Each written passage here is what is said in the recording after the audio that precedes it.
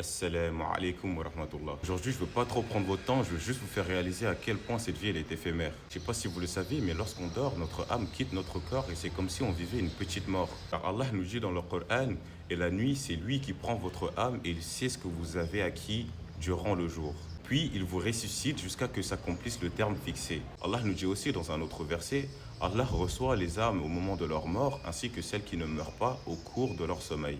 Il retient celle à qui il a décrété la mort tandis qu'il renvoie les autres jusqu'à un terme fixé. Il y a certainement là des preuves pour les gens qui réfléchissent. Il y a certainement là des preuves pour les gens qui réfléchissent. Ça nous prouve vraiment comment il faut méditer sur les versets du Coran. C'est pas simplement des textes qu'il faut lire. Donc c'est pour expliquer que lorsqu'on dort, on passe tous par une légère forme de mort. Donc ce seul rappel nous permet de comprendre qu'on peut dormir et plus jamais se réveiller si Allah décide de garder notre âme. C'est pour ça parfois quand on dort, on fait des rêves bizarres, on a du mal à les interpréter et elles ressemblent en aucun cas aux expériences de la vie d'ici-bas.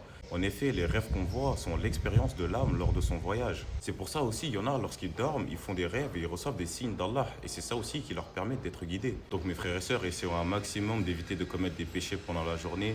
Et même si on sait que tout le monde commet des péchés, lorsque vous commettez des péchés, essayez directement de vous repentir et de demander pardon à Allah avant d'aller vous coucher. Car toi qui regardes cette vidéo, il n'y a rien qui te dit que ce soir, quand tu vas aller dormir, demain, quand tu voudras te réveiller, Allah il te rendra ton âme. Il n'y a rien qui te donne cette certitude. En vrai, vous pouvez même vous donner un objectif de faire le moins de péchés possible dans la journée et le maximum de bonnes actions dans la journée avant d'aller vous coucher. Et pour finir, négligez pas le fait de faire vos ablutions lorsque vous allez dormir, de réciter la sourate Al-Falaq, la sourate Al-Nas et le verset du trône. Et lorsque vous vous réveillez, faites cette invocation.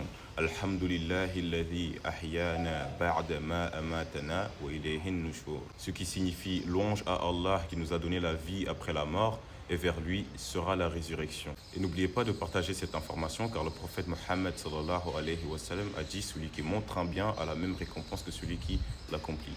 Assalamu alaikum mes frères et sœurs.